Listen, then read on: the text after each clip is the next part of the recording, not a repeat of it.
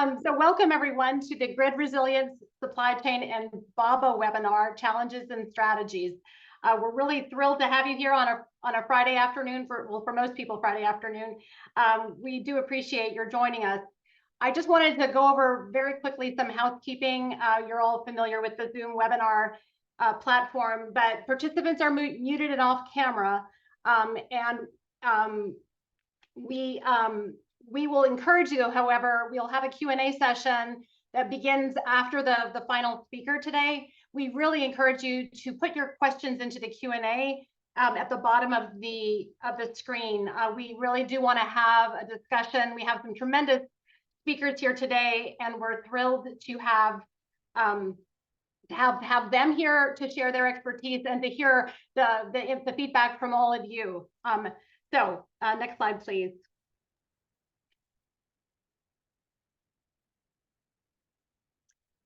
So my name is Catherine Reed, and I am a Senior Program Director with the National Association of State Energy. So I'm going to take over. So for those who don't know, I'm Blake Kinney. I'm Catherine's colleague at NASEO. I'm the Program Director for Energy Security and Resilience Programs. Thank you again for joining us. So as Catherine was saying, NASEO has a variety of program and priorities, from buildings to climate focus, solar, resiliency, a number of programs under our umbrella. So moving right along, just to recap the agenda for today, we've got a presentation from Karen Whalen, the CEO at GridWise Alliance, on grid investments to support policy objectives. We have Stephanie Crawford, the Regulatory Affairs Director from NRECA, here to speak on supply chain challenges and confronting electric utilities. And last, we have Mr. Steve Griffith and Madeline Bougel, Director of Government Relations, and Mr. Griffith's the Executive Director for Transportation Systems at NEMA, the National Electrical Manufacturers Association. And they'll be speaking also on supply chain challenges and some solutions. And then last at the end, as Catherine said, we have some Q&A planned. So just a quick recap on the pot of funding that we're going to be speaking to today. This is the 40101D funding. It was $2.5 billion formula-based, and states, territories, and tribes were all eligible for this. Applications were due by states back at the end of May of this year. Tribes received a later deadline out to August 31st of this year.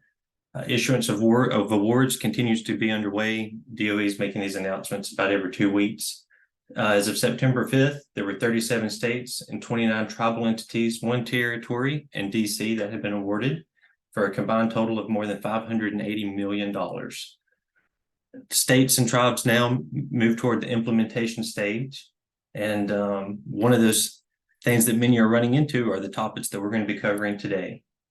So just a quick recap on how we got here. As part of this project, NASEO has the Grid Resilience Steering Committee, and we wanted to share some of those partners, or all of the partners on that steering committee. And that's where the presenters today came from. Among this group, there were some resources and tools discovered that we thought would be worthwhile to share with you. So again, a quick recap. We're going to start things off with Ms. Whalen from GridWise Alliance. And with that, I will transition the slides and turn things over to you, ma'am. Thank you. You'll be joined by my dog as well, I suspect. So apologies for that.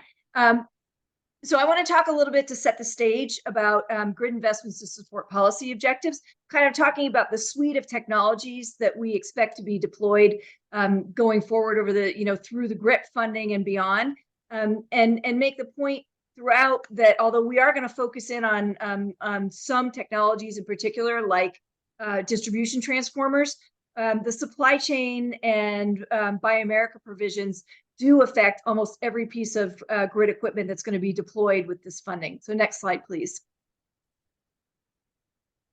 GridWise Alliance is a membership organization of utilities, grid equipment manufacturers, 3 of the 5 RTOs or ISOs, consulting companies that work with utilities and vendors, and a number of other organizations, all working to articulate the benefits of grid modernization. Next slide. We put out a number of reports that I'm going to talk to you about, but they're all focused on looking at the energy transition and the policy drivers for that energy transition, and what how the grid has to evolve in order for it to be the platform to support all of these policy goals. Let's just look at transportation electrification. Brattle Group estimates that by 2030, so just 7 years from now, $75 to $125 billion of investment is going to be needed across the entire supply chain of the electric power sector in order to serve 20 million electric vehicles. And that's going to be, it's not just additional generation to meet load, but it's storage to provide flexibility. We need upgrades to the distribution system. And we expect to see 60 to 95 terawatt hours of additional demand as a result of having 20 million electric vehicles on the road. That's going to require 12 to 18 gigawatts of renewable capacity. It's going to add 10 to 20 gigawatts of peak load, and it's going to require a whole set of investments at the grid edge space, in particular public chargers and transformers. So next slide. We were asked by Department of Energy about 1.5 years ago to make recommendations for the near-term grid investments that would be necessary as a no-regrets solution for setting the stage for true vehicle-to-grid integration. And what we did is we worked with NASEO and we worked with our member companies to develop a list of technologies that were going to have to be deployed as we start seeing a ramp up in vehicle electrification. So next slide, please. And I just picked two of the 5 categories of technologies that we looked at. So you can see that it is broadband infrastructure. We're going to need better and more widely distributed advanced metering infrastructure. We're going to need a dynamic line rating to build the capacity of both the distribution and transmission systems. We need changes in how we operate the grid. So we're going to need better voltage regulation technologies. Those can be either at the meter, or they're going to need to be deployed across the distribution and transmission systems. We'll need energy storage systems, not just the batteries of the vehicles, but likely energy storage systems across the distribution and transmission system to help alleviate transmission constraints, as well as to modulate energy services on the grid itself. And we'll need things like a distributed energy resource management system. So we're talking both hardware and software. And obviously, it's hard to envision that you would have supply chain issues around software. But for sure, we expect that the increased demand for all of these technologies will result in growing supply chain issues for all of them. And next slide, please. Another report that we're about to put out is looking at the grid technologies, particularly on the distribution level, that are going to be required to enable participation in FERC Order 2222. So what does a distribution system need to look like in order to allow aggregated distributed energy resources to participate in wholesale markets? And we see 3 phases of technology deployment. The first is, we're getting some DER on the system, some aggregation. The second phase would be where we're really integrating a larger number of distributed energy resources into the wholesale market. And the third phase will be when those aggregated DERs can serve as resources either to the bulk power system or to the distribution system. So there's a whole set of technologies that we see as an increasing complexity that have to be deployed in order to get to that final full implementation of FERC Order 2222. And unfortunately, most of the focus right now on the implementation of Order 2222 is on kind of at the RTO level. What do the rules need to look like for this participation? And less on the technologies that are going to have to be deployed in order to get there. So next slide, please. And some of these technologies are technologies that will work for helping to integrate electric vehicles and provide greater resilience. Things like DERMS that I mentioned before, things like advanced communication systems. So again, there are multiple reasons to deploy these technologies. Next slide, please. Including resilience, and many of the technologies that we're profiling in our reports are the kinds of technologies that you may see in the applications that come across your desks as you begin to implement 4101D. And I see that there's a typo there, but we're right in the middle of implementing these.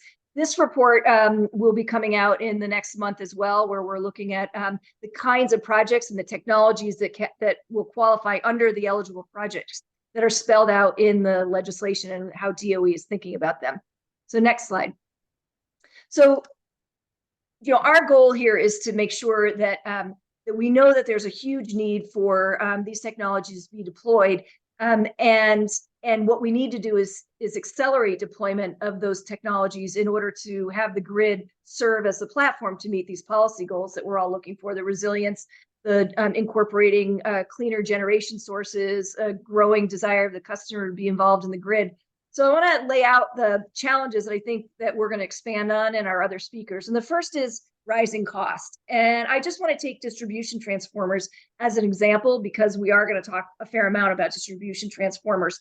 The cost of installing new transformers has risen dramatically over the last 20 years, on the average of about 5.5% each year for the last 2 decades, which makes it 100% increase in the price of a transformer every 12 years or so. So if 30 years ago, the utility might have spent $400,000 on asset replacement, right now it's closer to $2 million to replace the same assets. Workforce. We know that the changing nature of grid equipment requires a different set of skills, and utilities are having trouble finding the workforce in order to build out that modern grid. We also have seen a growing age in our workforce, and a lot of companies in our industry are looking for ways to attract younger people into the industry. But that leads me to the third challenge, which is competition for resources from other sectors. I'll just continue with the workforce for one instant. When you look at the amount of money that's in the infrastructure bill for the grid, you also have to look at the amount of money that's in the infrastructure bill for things like increasing access to high-speed internet, which is, there's, as you may know, $42.5 billion for high-speed internet over in the Commerce Department. The workforce for expanding internet access looks very similar to the workforce to build a modern grid. And so there's, among my members, a growing fear that there will be, increasing competition for the very workforce that's necessary to do both, increasing access to internet and build a modern grid. The same is true for components.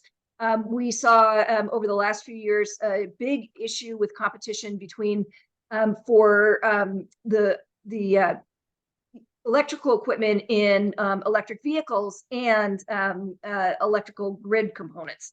So we do envision that over the next 5 years or so, as this infrastructure and IRA money is spent out, that there's going to be increasing competition for those resources across the board.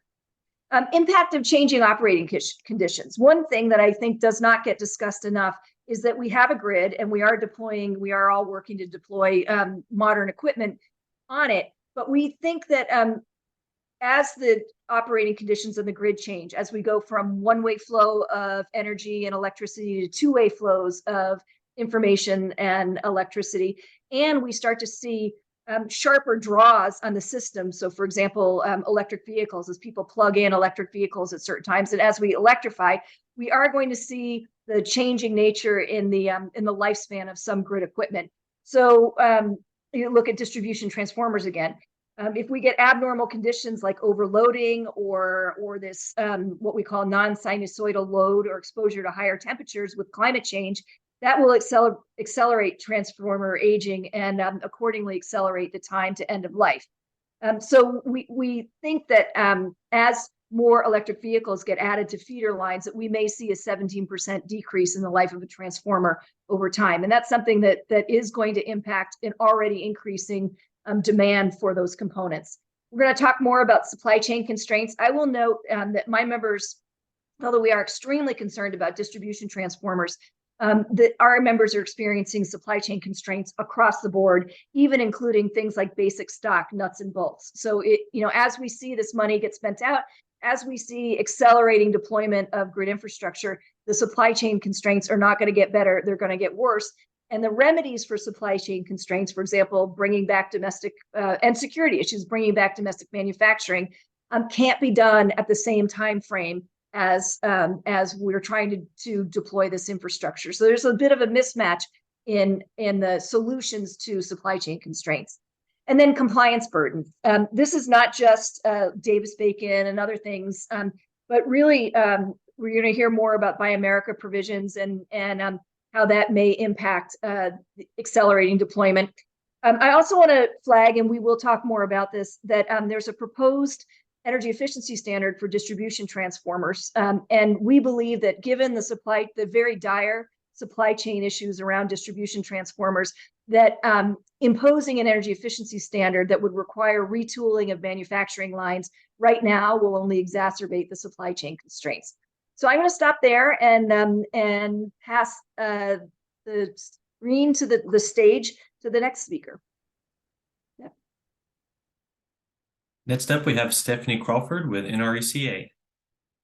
All right, thanks, Blake, and good to be with you all. As he said, I'm Stephanie Crawford, Regulatory Affairs Director with NRECA. If you're not familiar with us, we're the National Trade Association for America's Electric Cooperatives. There's about 900 cooperatives, both distribution cooperatives and generation and transmission cooperatives across 48 states in the country, serving about 42 million Americans. So next slide, Blake. We're here to talk about something that, honestly, about 2 years ago was not a top focus for us. It's been called something by most of our members as unprecedented. But what we came to find really in sort of summer, fall of 2021 is that we were hearing from our members across the board, no matter what state they were in, that they were facing widespread supply chain challenges, extended lead times on just about everything they need to serve their grid. And this is regardless of whether they were in an area seeing a lot of economic growth, although certainly we see that with new housing developments, not able to extend new electric service in a timely way to serve those. And as we were seeing a lot of focus in the administration on other sectors facing supply chain issues coming out of COVID, we felt like there wasn't enough attention being paid to the challenges the electric sector was facing. So what are we talking about exactly here? Next slide, please. So as I mentioned, our members, and really it's the entire industry of utilities across the country, are facing extended lead times and even just difficulty even placing orders at times for certain equipment for just about everything you need to maintain an electric system. And as Karen mentioned, distribution transformers are what we see as the most acute challenge across the board. But they're not alone. We see it certainly with distribution and large power transformers, aluminum conductor, steel reinforced cable, and other conduit, switchgear, meter bases, treated wood poles are becoming more of an issue, and even bucket trucks and digger trucks. So to give you a few examples, before 2020, lead times for distribution transformers typically were in the 30 to 60 day range. Now they're on average over a year. For meters, previously our members would see lead times around 4 to 6 weeks. Now they're quoting 1 to 2 years. For voltage regulating equipment, pre-2020, 4 to 6 months, lead times now 2 years. And a member just told me the other day that he was quoted 5 years for a new bucket truck. So these are just some examples about what folks are facing when they're placing for orders for things that previously, they were able to kind of get just in time, or they didn't need to plan years in advance for some of this equipment. Next slide, please. So what does this mean? And again, our members continue to call this unprecedented. They are getting creative in the meantime to meet this need. Certainly there's sharing across the industry where possible. We do this already in the event of storm restoration. There's a lot of mutual aid agreements, certainly in the co-op space, and I'm sure the others as well. They share what they can. However, the grid is not homogeneous, right? It was built out over time. Not all equipment can be used everywhere. And so that's an issue, but they share where they can. A lot of folks are refurbishing distribution transformers that might be out in the field, but idled. A business has closed, but it's still sitting there. It's until now been more costly to remove it. And now they are actually taking it, refurbishing it, and then redeploying. And then we also have folks seeking foreign replacements, and we'll get into distribution transformers more so, but that's a market that's traditionally been almost entirely domestic. And so it's unfortunate that one result of the supply chain challenges folks are facing is that they're looking to international sources just by way of needing to serve their system. So ultimately, though, what this means when folks can't get the equipment they need, they are deferring projects, they are canceling projects, they are prioritizing what needs to be done now. And while that solution can work in the short term, you know, reliably maintaining your system long term, doing that forever is not the best way to go. Next slide, please. And ultimately, you know, what we see is that this is going to have a ripple effect in terms of all of the different projects Karen was alluding to. All the different projects are using those same types of equipment, right? Whether it's a new EV project, whether it's a new broadband project, a lot of those are using the same cable. You've got distribution transformers needing to be upsized in residential settings to support new EVs, new transformers in demand for public charging to support more electrification. And then certainly a lot of grid hardening and resilience projects. All of these different projects are creating more demand for the same family of equipment. Next slide, please. And so as I mentioned before, in 2021 is really where this issue came to the forefront for our membership, and we brought this straight to the White House to make sure that they understood the constraints that the electric sector was facing and potentially implications for our economic and national security. We then had a series of discussions, you know, with the White House, with the Department of Energy, all the different offices that would be impacted and maybe have a way to help here, to help them understand the challenges and potential implications. And I think, and certainly they were paying attention to the broad implications here. Next slide, please. So we were encouraged to see that in June 2022, it was June 6, 2022, President Biden invoked the Defense Production Act, and it was for a series of technologies, clean energy technologies, but it did include transformers and grid components. And recognizing kind of the dire situation we were getting into here, and that DPA authority may be one way that the government can help incentivize and speed up additional production of this equipment and material that utilities are needing. Next slide, please.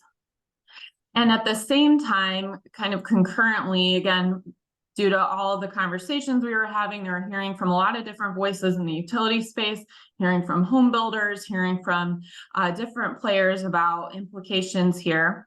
The Electric Subsector Coordinating Council, which is a utility CEO-led organization that works with government, particularly on national security, on physical cybersecurity issues, but they really elevated supply chain as being a critical issue that we needed to get our arms around.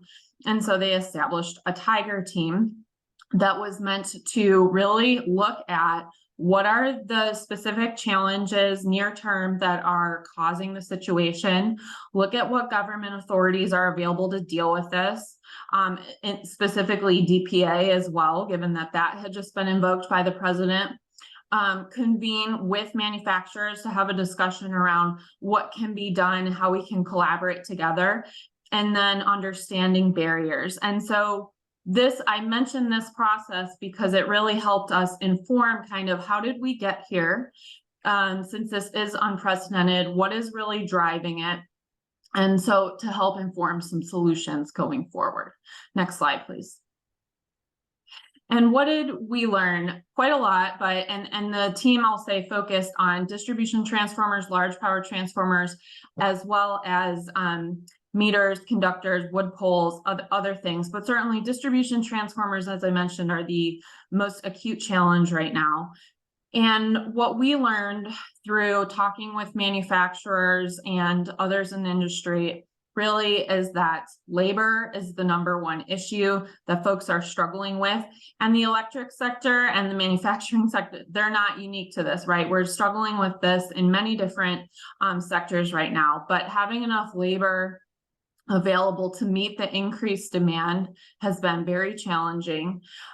We also only have one supplier of grain-oriented electrical steel. I'll touch on that a little more later. But that's potentially a choke point at some point in the future as demand continues to increase. And then just ability to get transformer components, and that varies across the board. But I think one thing we've certainly learned is that in most cases, manufacturing, did not actually go down of distribution transformers. It is up year over year. It's that demand is through the roof, and it's because of all of these different confluence of factors, utilities investing in resilience, the federal government's incentives, that we're really in a paradigm shift here. Next slide, please. So this is really where I meant to talk about that. So really, we're seeing on the demand side this confluence of economic growth, housing in a lot of, or in some regions of the country is growing quite a lot. All the federal infrastructure spending, grid hardening, and competition for all these different materials that are being needed, building EVs themselves, all these different things are all combining where a lot of attention has been paid to the demand side, not enough to the supply side. Next slide, please. So in the midst of all of this discussion on possible solutions, we were thrown a curveball in that the Department of Energy has proposed a new efficiency standard for distribution transformers. In the Energy Policy and Conservation Act, they are required to look at efficiency standards for a variety of appliances, categories of equipment, including distribution transformers every 6 years. They do not need to raise the standard. However, in December, they proposed to raise the standard to a level that the current steel that is used in the cores of distribution transformers would no longer be able to meet that new efficiency level. Rather, manufacturers would have to go to use a different material called amorphous metal. It would require them to retool their manufacturing lines and go down a process of going through that whole change in their manufacturing. There are also utility concerns, at least that our members have, around operation of these different types of transformers. And so there's a host of concerns that we have here, but I think the bottom line for us is that at this time with significant supply chain constraints, we think it's the wrong time for such a proposal. Next slide, please. And so we've been very vocal on this, and we worked with the other utility trade associations closely on this, but we've been very vocal about the uncertainty that this standard has caused, and just broadly on supply chain constraints, the detrimental impact this is having on our ability to maintain our systems, to invest for the future, and just generally also be able to meet all these new demands being put on us as folks are wanting to deploy new technologies. Next slide, please. And so I just highlight here that there's a reason you see all of these different trade associations coming together, because of the broad implications that it has. Even on the electrical steel side, working with NEMA, working with all the utility trades, the home builders, and even the auto innovators. We need more investment in electrical steel. We see it both on non-oriented electrical steel for EVs themselves and grain-oriented electrical steel. We do see the government showing incremental progress here in their critical materials assessment. They've included electrical steel for the first time, recognizing its importance. That can help unlock different funding going forward. And then also in one of the advanced energy project tax credit programs coming out, electrical steel and transformers is eligible. And so we see these as positive steps, but we've got some work to go, and we're focused on both how can we alleviate the situation in the short term as well as the long term, given that we think that this demand is going to stay high for the foreseeable future, given all the trends around federal spending and electrification. So I think that's my last slide, and I'll leave it there till questions. Thank you. Thank you, Stephanie. Our last presenters today is Steve and Madeline with the National Electrical Manufacturers Association. Please go Thanks, ahead. Blake. Thank you. Thanks, everyone. So I'm going to start off, and then I'm going to turn over to Madeline to talk more specifically about our work in Build America, Buy America. For those of you who don't know about NEMA, we are an association of about 300 equipment manufacturers that make safe, reliable, and efficient products and systems. We span across a number of different markets besides the grid, buildings, lighting, industrial products, and transportation. So I think you've heard my colleagues and our hosts talking. We know we're electrifying. There's a lot of money that's being spent by the government to invest in electrified energy system that's more resilient, more sustainable, decarbonized, and connected. Well, our members make the products that are the backbone of this future. You know, we're the behind the scenes powerhouse, from smart lighting to connected vehicles, electric vehicles, to, you know, distribution transformers, to smart meters. All these electrification trends have unleashed these novel supply chain challenges for our members. $1.2 trillion in infrastructure spending, $4 billion targeted towards the electric industry. There's the big push, which we're going to hear about in a bit, from the administration to prioritize domestic manufacturing, and that's causing inflation that we haven't seen in a long time. So this really threatens the multitude of positive tailwinds in demand for our members' products. So next slide, please. So really briefly, some of the import shortages, semiconductors, that has improved a little bit since the pandemic, but semiconductors are basically used across our members' products, in not only the grid, but also in buildings and lighting. And they're used in meters, in braking equipment, in high voltage switching. The shortage we have seen that was in the pandemic has gotten a little better, and I think supply and demand dynamics are getting more balanced. Electrical steel, that's a vital component in the manufacturing of a wide range of critical electrical components for the grid: electric motors, transformers, switchgear, electric vehicle chargers, and generators. Electrical steel, including grain-oriented steel and non-grain-oriented steel, are vital components in the manufacturing. You heard Karen mention, and Stephanie mentioned, that there's only one supplier in the U.S. for grain-oriented electrical steel, and there's fierce competition from other market sectors looking to deliver those same products and systems to electrify. The electric vehicle market, electric motors, and energy efficient household appliances like, you know, power tools, fans, lawn and garden equipment. So there's a real shortage here of electrical steel, and I know we've joined coalitions to kind of see what we can do to attack that. Transportation, getting these goods to where they're needed, is also a key thing, and we've got some activities that I'm going to discuss shortly. You build the devices. How do you get them to where they're needed to go? Labor, more labor availability, and I'll cite two examples. According to Power Technology Resource, distribution transformers are sold in excess of 1 million every year in the U.S., and that number is going to more than double because of all this push to electrify. But right now, the manufacturing capacity and supply is not keeping up with this demand due to the processes of how to make transformers. Creating a transformer is a highly skilled, hands-on task.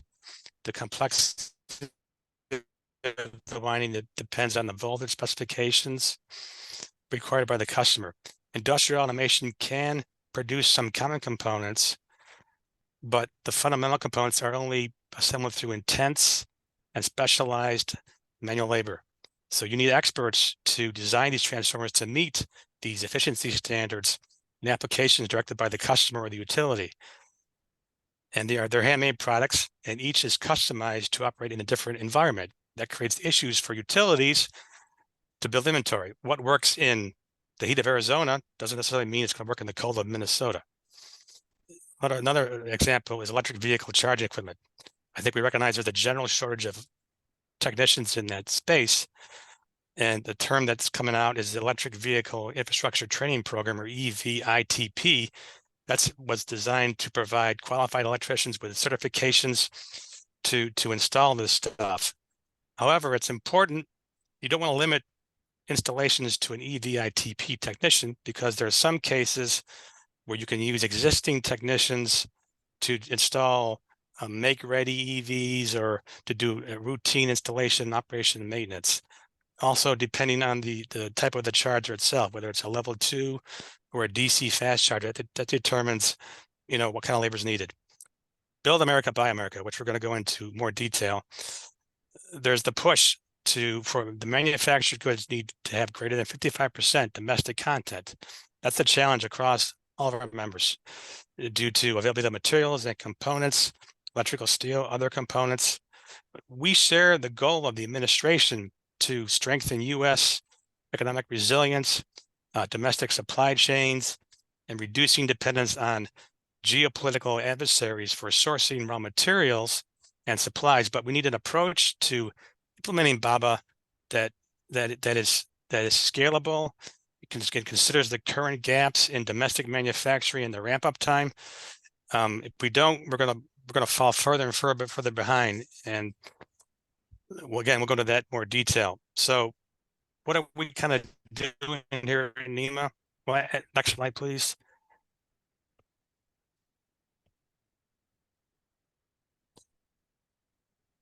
So we've kind of launched an overall supply chain campaign to kind of what the vision of a more resilient, more robust, more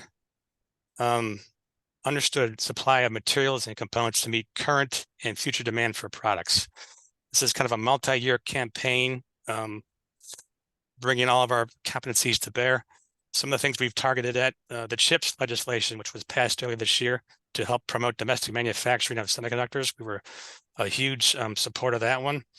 We're actually participating on a CIPRS coalition to advocate for streamlined rules and regulations for shipping goods, things like increased weight limits on federal interstates, additional emergency authority, providing eligibility for workforce grants for truck drivers to get more involved in the industry, setting aside US DOT funding to address parking spaces shortages, providing incentives for truck drivers to get a tax credit for holding a valid CDL.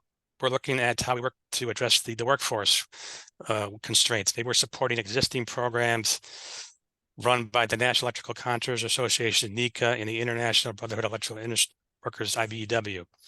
We're partnering with semiconductor suppliers, mining associations to provide information on coming shortages and trends so our members can better plan for both near and future disruptions or opportunities.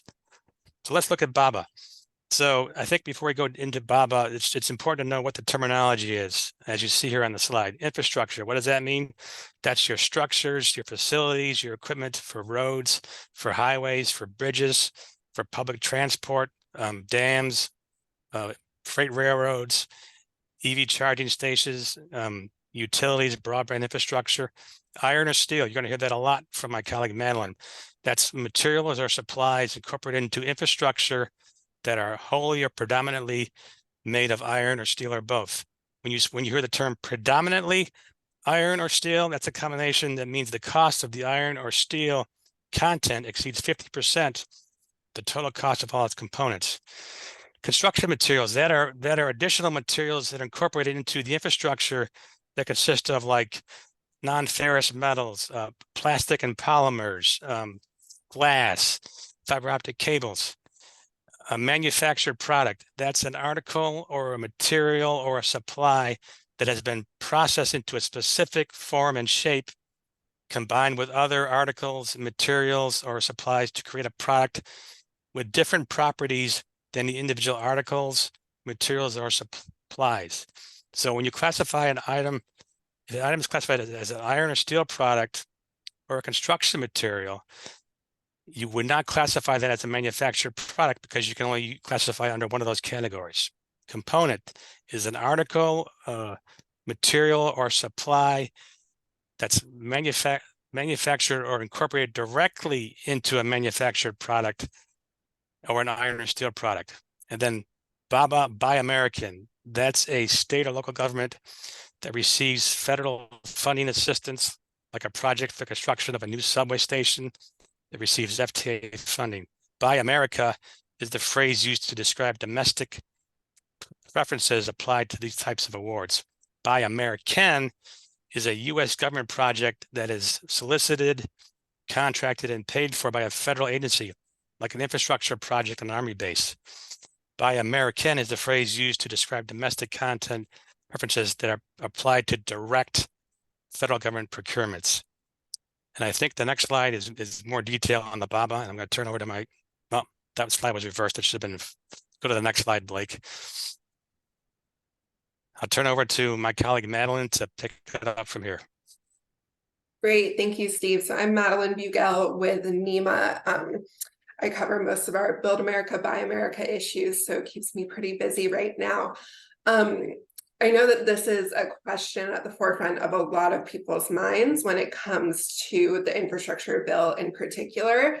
And I really appreciate the focus in this webinar on Build America, Buy America, because I think the earlier presenters really illustrated some of the existing supply chain challenges for grid equipment and utility equipment that is already constraining so many projects, which is a major issue. And then, you know, we have this kind of push and pull of the infrastructure bill, which is funneling so many dollars into the grid, into infrastructure projects, into, you know, from what Steve said, the electro industry, which NEMA represents, which is fantastic because it's definitely needed and we need infrastructure improvement and more grid resilience and all of those great things.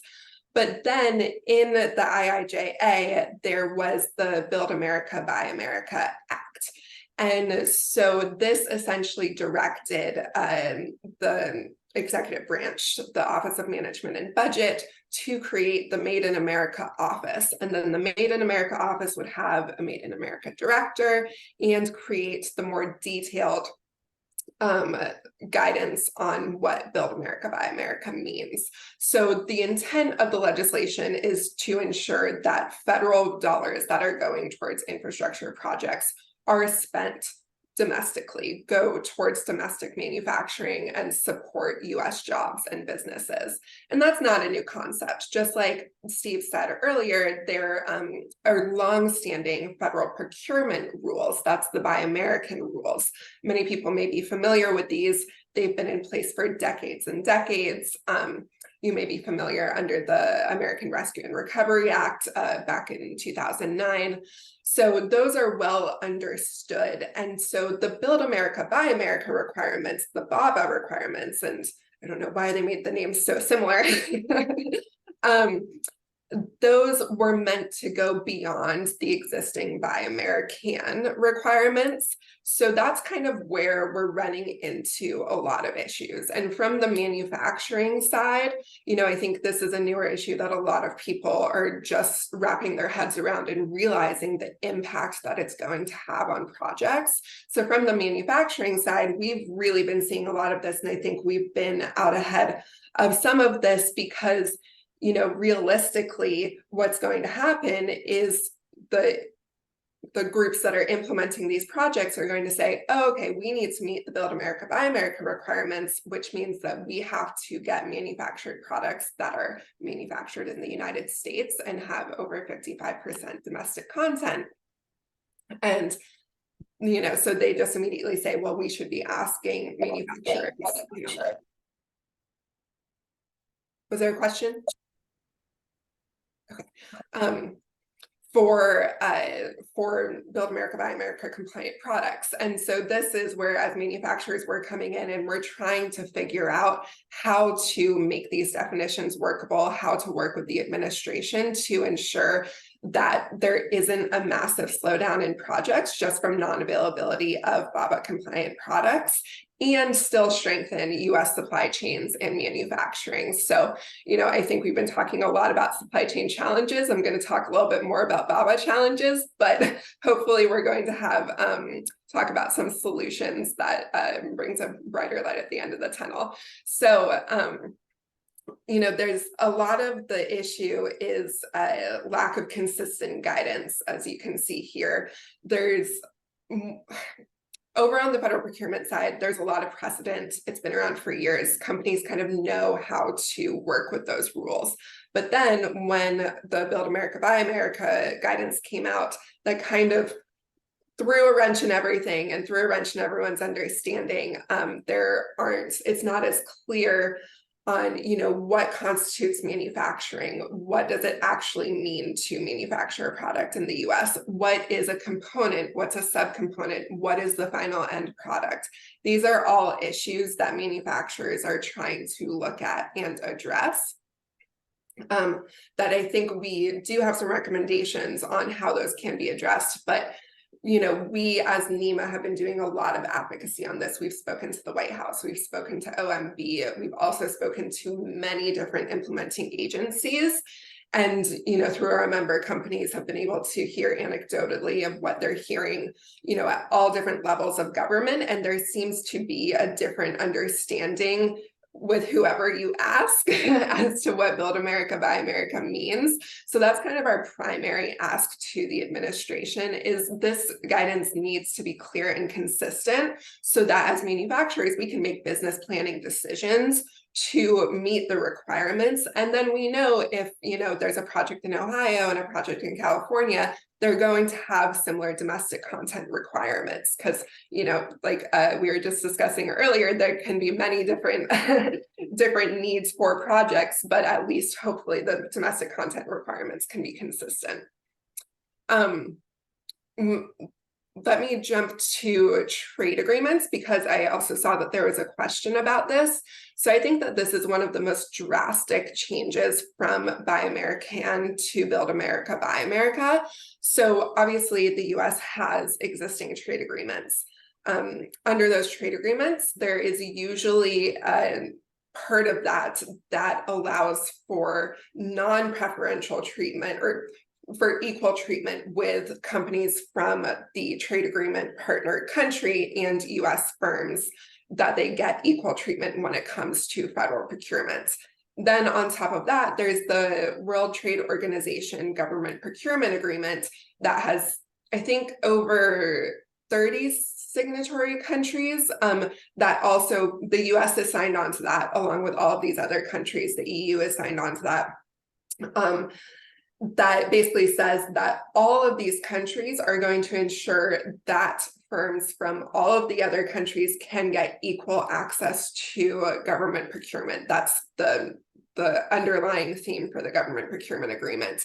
And so with Build America, Buy America, it's federal assistance funding, not federal procurement. So that really wipes the slate clean when it comes to trade agreements.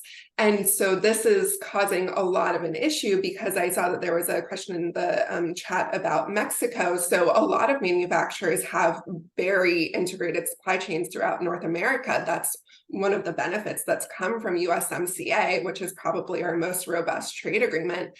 And so under the Build America, Buy America rules, it does not clearly state that you can source from trade agreement countries the same way federal procurement does.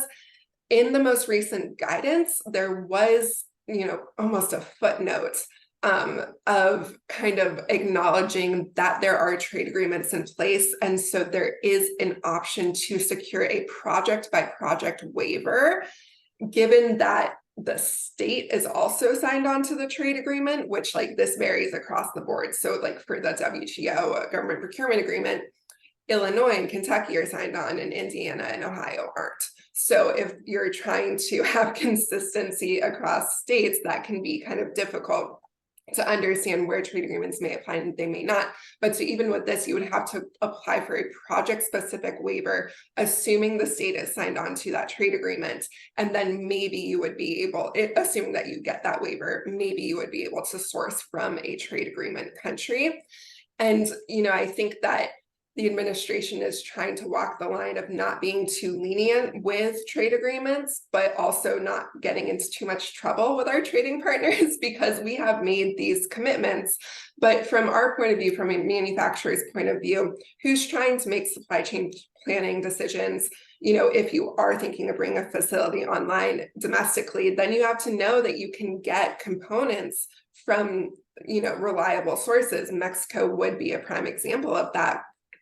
And, you know, we should utilize our trade agreements, because the purpose of a trade agreement is to make firm commitments on labor, environment, market access provisions, and then you have enforcement mechanisms to do that. We've been bringing a lot of enforcement under USMCA. So, you know, we as NEMA say you should utilize that. We should utilize our strong allies and trading partners to help make our supply chains more resilient. So a better understanding of whether or not trade agreements would be, trade agreement countries would be acceptable to source components from under Build America, Buy America is very, very important in the manufacturing space. So I think we can go on to the next slide, because I think I've already been talking about some of the solutions. So I was just going over the trade agreement solution. And then, yes, like I said, clear and consistent guidance across all of the states and agencies is so important here. You know, I think at the heart of the issue from a manufacturing perspective is that a manufactured product has to be manufactured in the US and have 55% of the cost of components must be sourced domestically. So even if you know, are doing a lot of work domestically, bringing a facility online, have an existing facility in the US, if you can't source 55% of the components from other US companies, then you can't meet the Build America, Buy America requirements. And that is a major hindrance here. And so one of our key asks is to include the cost of labor in that cost of components test, because labor is a huge part of the manufacturing process, a huge part of what brings the value to the product. And that would be consistent with the goals of the law to support US jobs and US manufacturing. So that's one of our key asks to the administration, along with allowing trade agreements to be honored. And then under waivers, you know, I think that the agencies are having to rely on waivers a lot right now because there just isn't the products available to complete the projects. So there is a lot of reliance on waivers. And, you know, while that can help move things along in the short term, that doesn't help achieve the goals of the long-term benefits to manufacturing and jobs. And also, you know, they've already clearly stated, the administration has clearly stated that they are not looking favorably on general applicability waivers or long-term waivers. So the waivers that we've seen so far are usually 6 months, maybe a year, maybe 18 months. So when you're talking about long-term supply chain business planning decisions, that's just really not a long enough runway to make your decisions. So I think that's where waivers, you know, could help a little bit, but ultimately what we would love to see is for some of these definitions to be redone in a workable way that allows all of the goals to be supported. So I think I went into Build America, Buy America quite a bit there, and I think that's our last slide.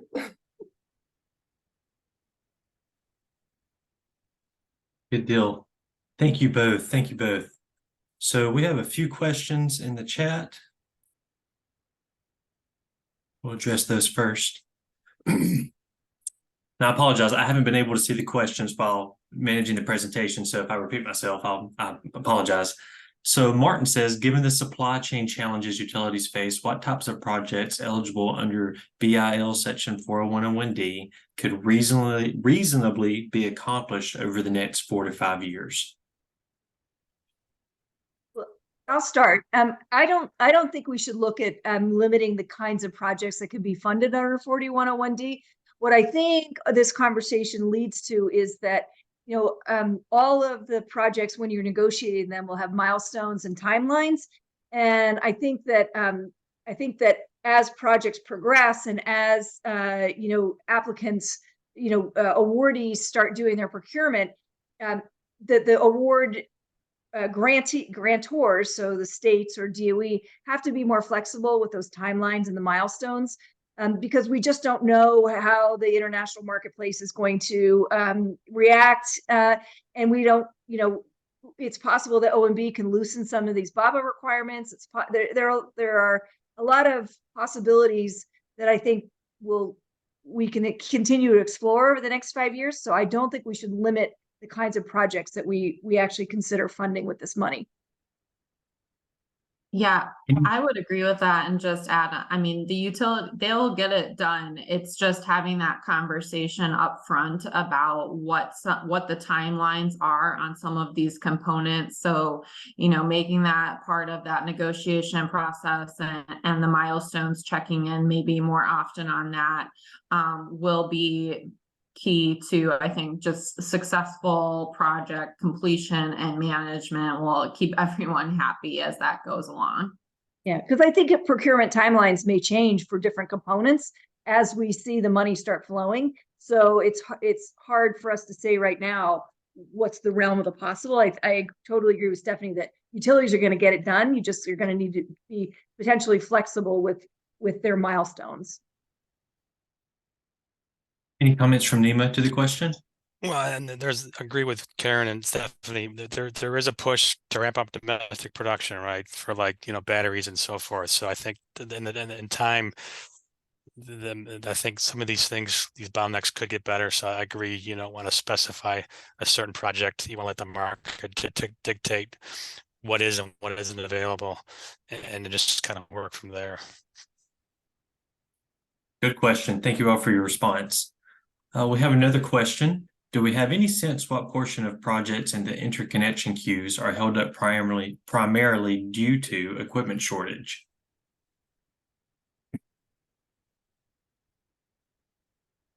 Do you mean the interconnection queue at FERC? That's what I'm assuming. Yes, ma'am.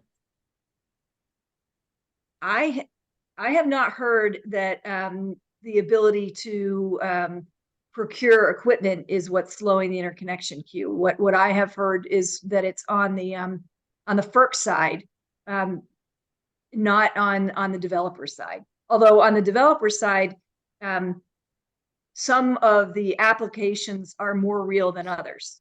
So, but I don't think that that's a supply chain issue. Comments from anybody else? The interconnection queue is a real issue also. Yeah, so we I have think another... Go ahead, sir. Go ahead. A lot of that has to do with the permitting process for siting transmission lines as well. There's rulemakers going to FERC to look at how that process is done. So I think they're looking at it, I believe. So I think I acknowledge that that's an issue, I guess. Well, I think we'll see. We already have seen some good movement on the FERC side to address some of the issues around the realness of projects. So they're getting there, and some of the states, particularly CalISO, are really working on new processes that I think will percolate up to FERC. Great, excellent information. Moving on to our next question. We are a high voltage circuit breaker manufacturer, and several customers asked us if we have local U.S. content greater than 55% of the equipment cost price to fulfill BABA funding requirements. My question is, to calculate the greater than 55% local U.S. content, can we consider some parts cost we are bringing from our own Mexico factory? So I think this was touched on briefly, but wanted to ask the whole question to the panelists and see if we had any other comments. Yeah, so that was the question I was thinking of when I was speaking earlier.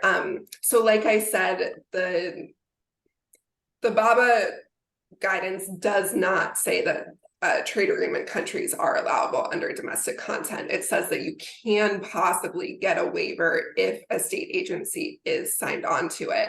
So, you know, at the blanket top of it, it has to be US products, US components. It does not allow for USMCA countries.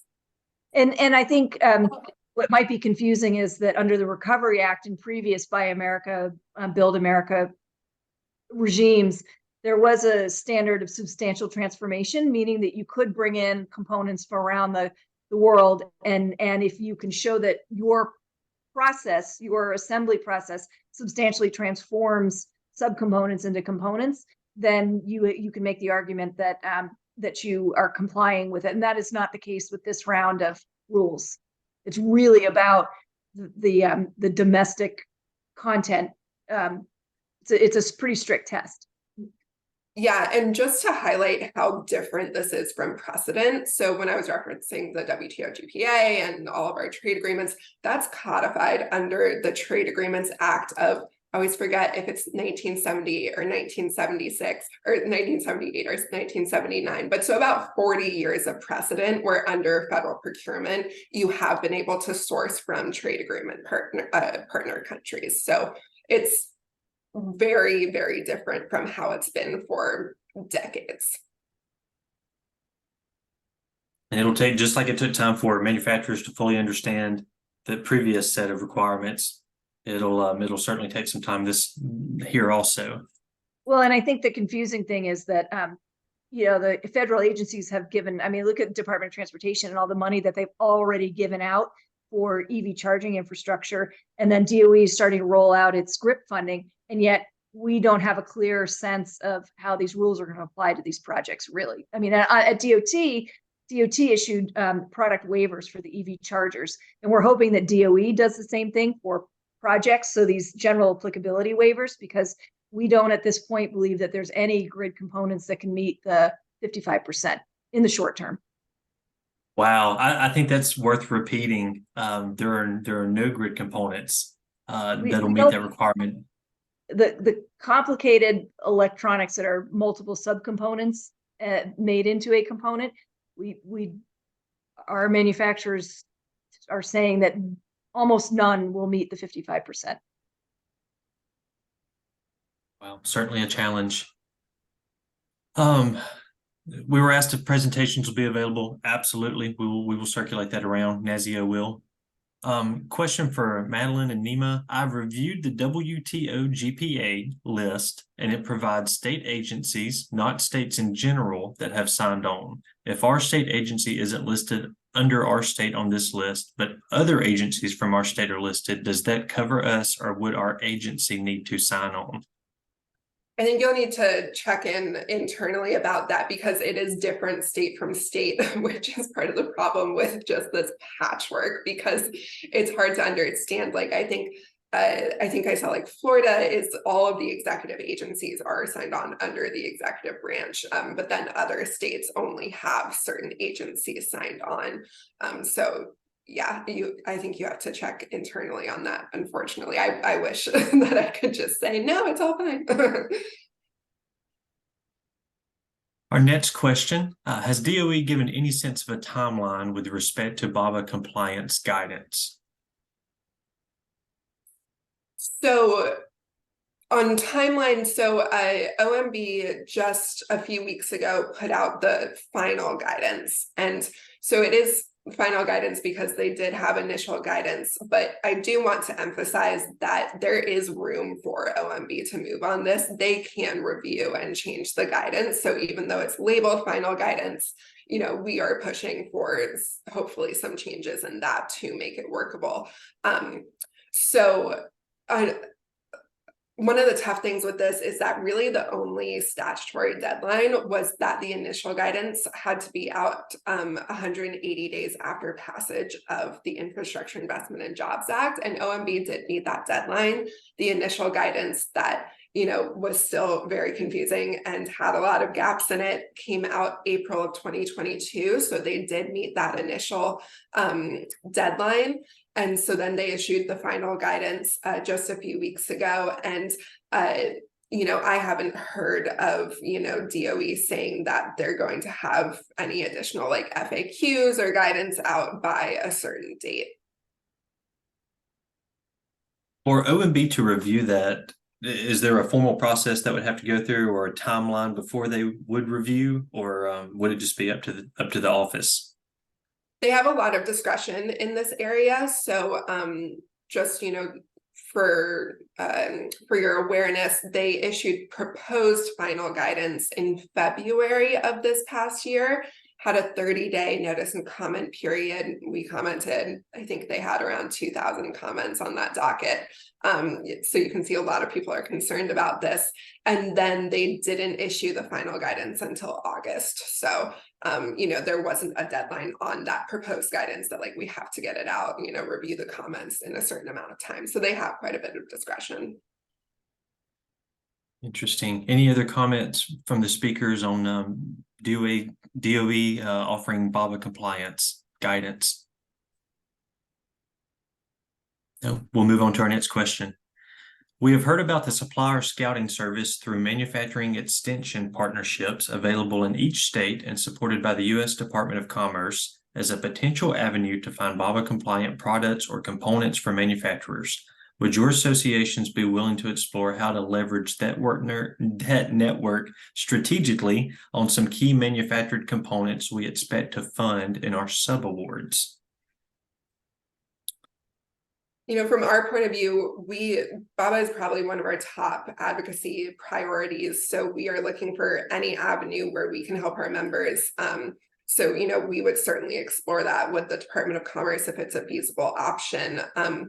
Like I said, NEMA has been working on this for a while. I've been talking to all of the agencies. We most recently got a letter together that NRECA signed on to, several other trade associations signed on to, that we did send to the administration, specifically to Mitch Landrieu and John Podesta, about the challenges that BABA is going to create for implementation of the infrastructure bill. And, we have gotten a response, and we are working through the process on that, and hopefully we'll have some good outcomes. But as NEMA, we are looking to start a broader coalition to really ramp up this effort, really bring the challenges to the forefront. And so, we would love to have NASEO involved in that in the future. I think that it's just so crucial to keep elevating these issues and, show from all different parts of the supply chain where these challenges are and what the potential solutions are. Absolutely. Any other comments regarding the supplier scouting service through the manufacturing extension partnerships? I'm just echo what Madeline said, definitely interested. Yeah, and we're interested too. I would just point out that there's $13 billion at GRIP. There's $43 billion or more over at Commerce. There's a whole set of there's so much money out there that even if we were able to put together lists of components that did comply, and again, we don't think many of the components manufactured by our members would qualify. I think we have to address the underlying issue of the BABA rules, and because we're I think the timeline is off. The administration has very aggressive climate goals, and we share the interest in decarbonizing the economy, and we also believe that for a lot of reasons we should build domestic capacity for manufacturing. The timelines just don't work together, and so we really have to figure out how to navigate this very complicated BABA regime in a way that allows the administration to meet its targets, and both domestic manufacturing and climate targets in a way that we have 5 years to spend this money. How can we do it in a way that meets multiple goals? And it's a tough needle to thread, but we have to figure out all the ways that we can make it happen. And a list may be one way, but it won't solve the issue. Well said. Let's move on to our next question. We are aware that the Department of Energy has a general applicability waiver. Do we know yet if this $250,000 threshold is applicable to state subgrantees, as is the case with DOT's waiver, or if it applies to the state's program as a whole? We heard that General Counsel was reviewing, but not an update yet. Any insight? I don't have any additional insight into that. There have been a lot of issues across the board where we've asked agencies questions and then they say that their general counsel is reviewing. So I think a lot of things are stuck in that process. And I would note that we had a meeting with Department of Energy recently, and they asked us about the size of the awards in the GRIP program, and very few of them are in the $250,000 or less. And our members actually said that some of the categories needed to be larger because these are very large, expensive projects. So it's hard to envision how a transformative grid deployment, grid modernization project isn't a lot more than $250,000. So I'm not sure how many projects will actually that general applicability waiver will apply to anyway. Yeah, I would agree with that. I mean, from everything we're seeing, I think that would be the same. And just that, BABA applies to the states very clearly. So I don't see getting out of that, unfortunately. I would agree with you, Stephanie. We had a question, where can we find the final guidance on BABA that we just talked about? And we will circulate a link to that along with the recording and the presentation for this webinar today. So again, the slides will be shared, and we'll also share a link to that final guidance from OMB. We have 15 minutes left, so if you have any questions, any other thoughts or comments from the panelists that have come up during this time? I have a few prepared. I can break out, but I'm giving you all a chance.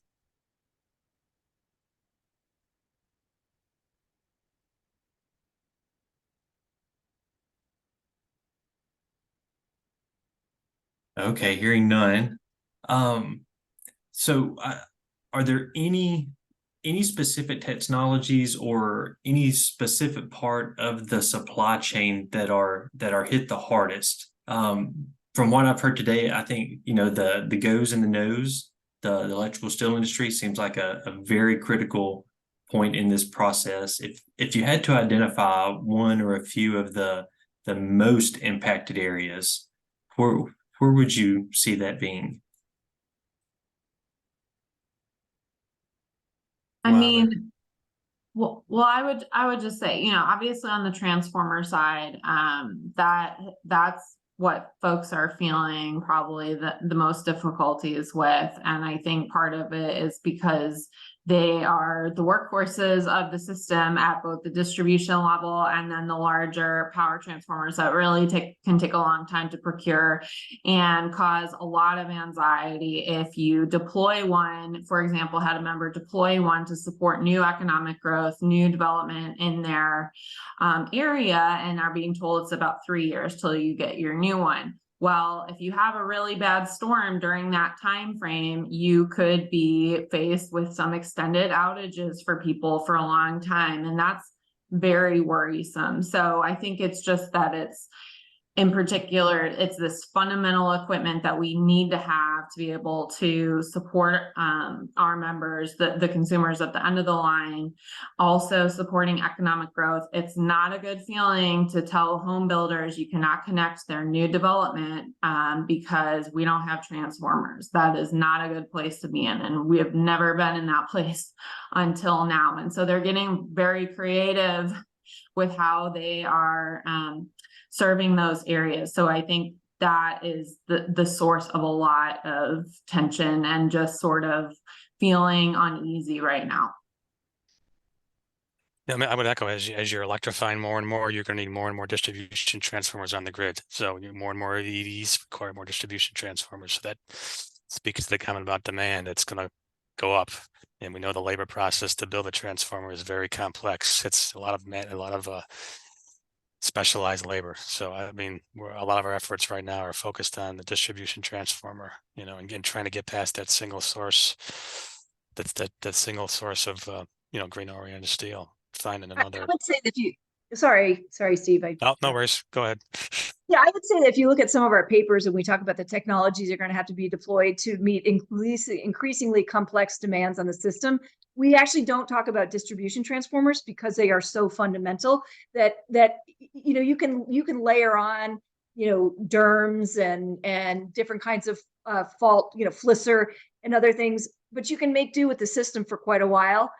With sort of a basic level of technology, except that you cannot you can't make the system work without distribution transformers. So we just consider that as the basic building block, as Stephanie called it. So I would echo that is probably the most critical shortfall that we're seeing in grid components at the moment.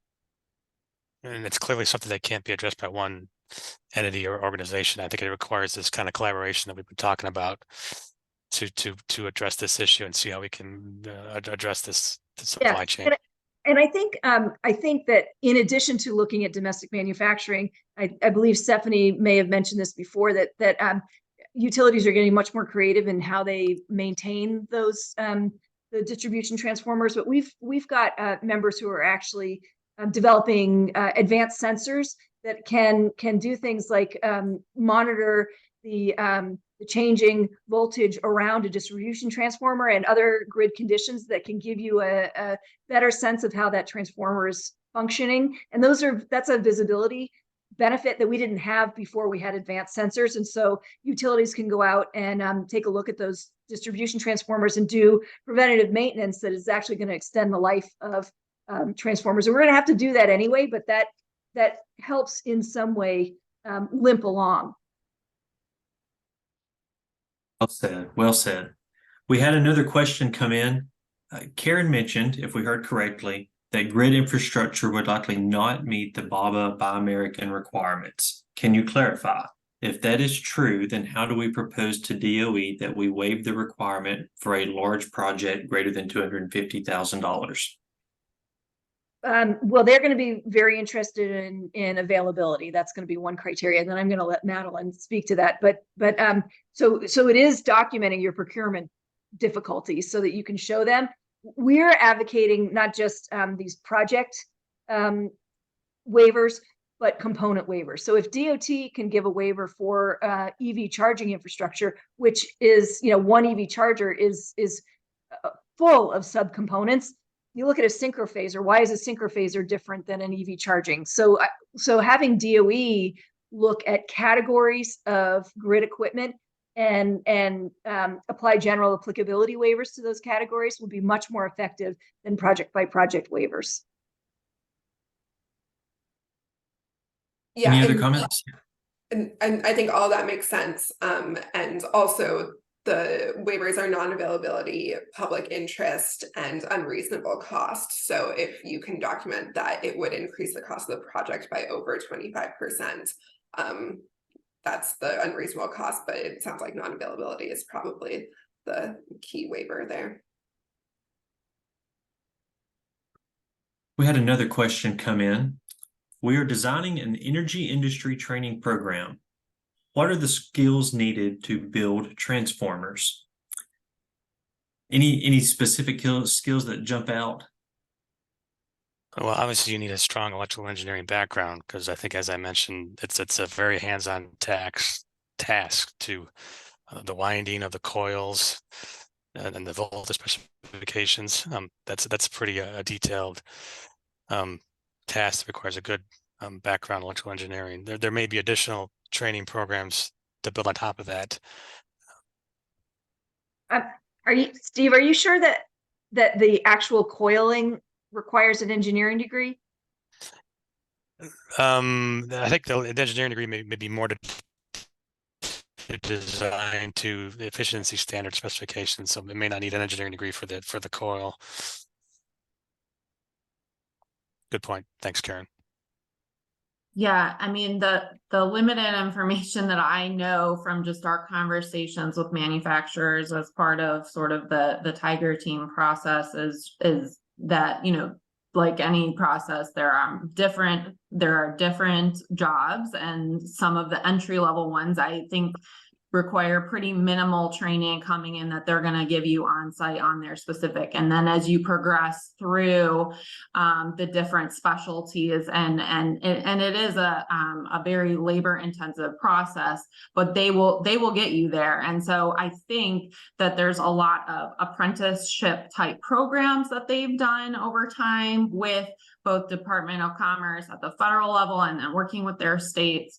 But my understanding is that you can go in with minimal experience for that specifically, like doing the windings is what I've heard. Yeah.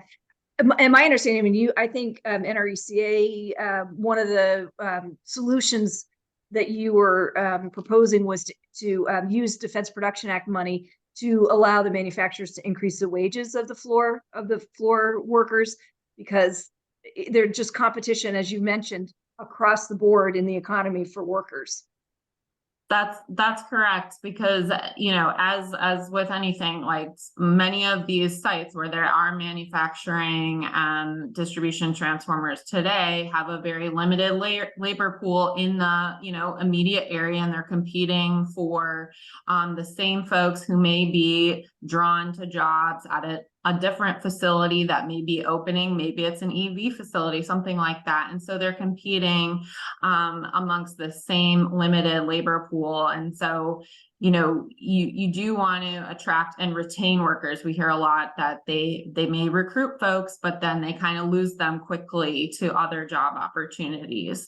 And so it's, how do you retain folks? And we talked a lot about that from the Tiger Team process, which informed some of our thinking on this.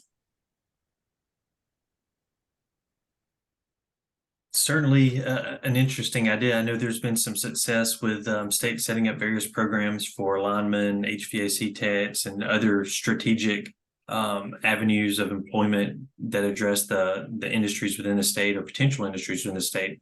So I think some of the biggest takeaways I've heard today, not only are there some very real project concerns and supply chain concerns, but there's very real impacts to response to the number of lives potentially lost after an incident, and then to economic development.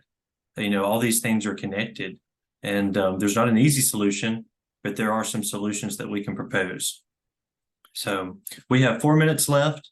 Seeing no other questions, I'll give our panelists one last time to say any lasting or leaving comments.